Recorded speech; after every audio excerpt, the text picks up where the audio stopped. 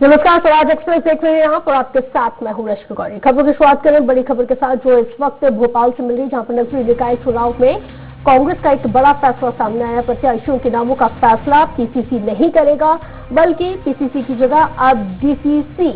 इन नामों को तय करेगा। जिला कांग्रेस कमेटी स्थानीय स्तर पर ही उम्मीदवारों को चुनेगी। डीसीसी की सिफारिश पर ही प्रदेश कांग्रेस कमेटी उम्मीदवारों के नामों का ऐलान करेगी। स्थानीय स्तर पर ही तय किए जाएंगे उम्मीदवारों के नाम। तो बड़ी खबर आपको इस वक्त बता रहे हैं अतुल शर्मा ज्यादा जानकारी के साथ सहयोगी राजधानी भोपाल से हमारे साथ लाइव जुड़ गए हैं। अतुल, किस तरह से इस पूरे फैसले को देखा जाए कि अब जिस तरह से नगरीय निकाय चुनाव को लेकर जो जिन नामों को फाइनल करना है वो पीसीसी नहीं डीसीसी करेगा, क्योंकि उपचुनाव में जिस तरह से करारी हार का सामना यहाँ पे कांग्रेस को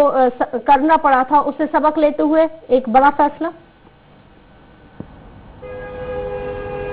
देखिए, बिल्कुल उस चुनाव में जिस तरीके से कांग्रेस को एक करारी हार मिली है, तो ऐसे में निकाय चुनाव कांग्रेस के लिए एक बड़ा साख का विषय बना चुका है और चुनौती भी है, क्योंकि जिस तरीके से उपचुनाव में हार मिली तो कहीं ना कहीं ये कांग्रेस समझ चुके हैं कि जनता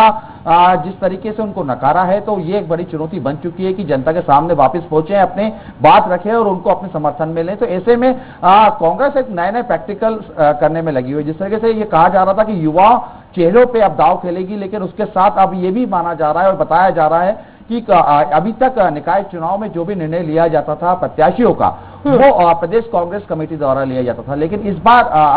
पीसीसी चीफ कमलनाथ की मंशा है कि जो नाम तय किए जाएं वो डीसीसी से किए जाएं, यानी जिला कांग्रेस कमेटी की तरफ से नाम आए और उस नाम के ऊपर फैसला लिया जाएगा। यानी कुल मिलाके कह सकते हैं कि कांग्रेस का सीधे तौर पर मानना है कि डीसीसी पूरा चयन करे कि आखिर जिस वार्ड में वो प्रत्याशियों की लिस्ट बना रहे हैं और सुपर 3 जो नाम दे रहे हैं, यानी एक लिस्ट में 3 नाम उनको देने पड़ेंगे, तो वो 3 नाम वाकई के जनता के बीच के चेहरा है और जनता के बीच में वो पोस्ट पा रहे हैं। और अगर उनको टिकट दिया जाता है इन 3 में से किसी एक को, तो क्या वाकई ये जो अपने प्रत्याशी जो सामने विरोधी रह गए उससे कॉम्पिटिशन कर पाएंगे और जीत हासिल कर पाएंगे। तमाम जो है सर्वे किया जाएगा, उसके बाद ये नाम तय किए जाएंगे, क्योंकि माना भी ये जा रहा है। देखिए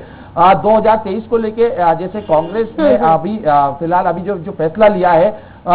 4 जोन में अपने जो पार्टियों सचिवों को, राष्ट्रीय सचिवों को जिम्मेदारी दी है कि वहां पे मजबूती प्रदान की जाए। यानी कुल मिला के अब कांग्रेस का जो फोकस हो गया है वो निकाय चुनाव के साथ साथ 2023 में जो विधानसभा चुनाव होने हैं उसके ऊपर भी फोकस है, क्योंकि जिस तरीके से एक बड़ा झटका कांग्रेस को लग चुका है अभी ज्योतिरादित्य सिंधिया के रूप में, और चेहरा जो मध्य प्रदेश में हुआ करते थे वो ज्योतिरादित्य सिंधिया भी कहीं ना कहीं हुआ करते थे, अब ग्वालियर चंबल अंचल में उनकी जगह खाली है। ऐसे में वहां पे निकाय चुनाव जीतना, क्योंकि विधानसभा चुनाव को जो जीत की राह है वो कहीं ना कहीं पार्षद तय करते हैं, क्योंकि पार्षदों के काम पे वोट डलते हैं विधानसभा के इलेक्शंस में। और वार्ड स्तर पे जब पार्षद का चुनाव लड़ा जाता है रश्क, तो पार्षद की जिम्मेदारी होती है कि वो बूथ लेवल तक अपनी कमेटी तैयार करे, बूथ लेवल तक कार्यकर्ताओं को जोड़े और तमाम एक वार्ड के जो प्रतिनिधित्व के रूप में अगर चुना जाता है तो पार्टी की रीति नीति के साथ साथ विकास कार्य भी गिनाया जाए, ताकि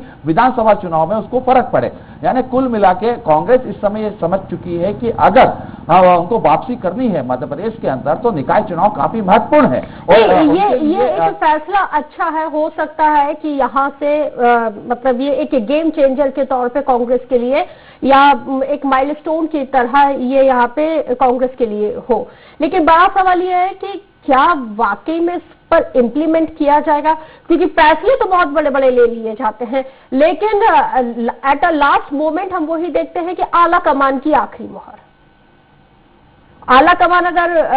बाद में कोई फेरबदल कर दे फिर क्या, फिर इसे डीसीसी का भी कोई मतलब नहीं। देखिए बिल्कुल निश्चित तौर पे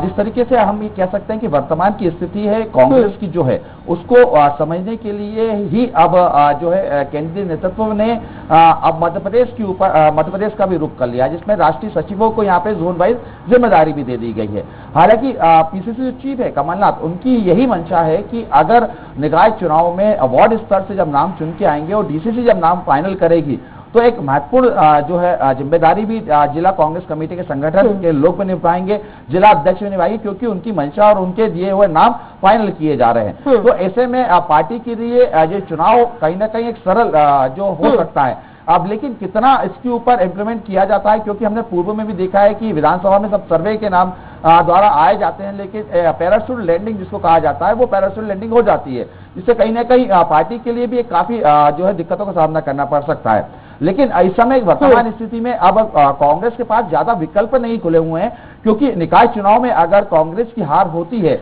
तो इसका सीधा असर 2023 के चुनाव विधानसभा वो तो जाहिर सी बात है पड़ेगा ही, क्योंकि हमने देखा है जिस तरह से आपने पैराशूट लैंडिंग का भी जिक्र यहाँ पे किया है, साथ ही हमने देखा है कि जो प्रदेश प्रभारी हैं दीपक बाबरिया, उनकी भी एक्टिवनेस हमने प्रदेश में उतनी ज्यादा नहीं देखी है। जिस तरह से जितने एक्टिव छत्तीसगढ़ प्रभारी पीएल पुनिया दिखते हैं, उतने दीपक बाबरिया यहाँ पे एक्टिव नहीं दिखते हैं। तो यहाँ पे किस तरह से मतलब चेंजेस होंगे, क्या चेंजेस होंगे, ये तो कहना ही मुश्किल है। हालांकि ये फैसला कितना कारगर साबित होता है ये आने वाला वक्त ही कांग्रेस के लिए बताएगा कि कितना सार्थक फैसला है। बहुत शुक्रिया हमारे साथ जुड़ने के लिए, तमाम जानकारी देने के लिए।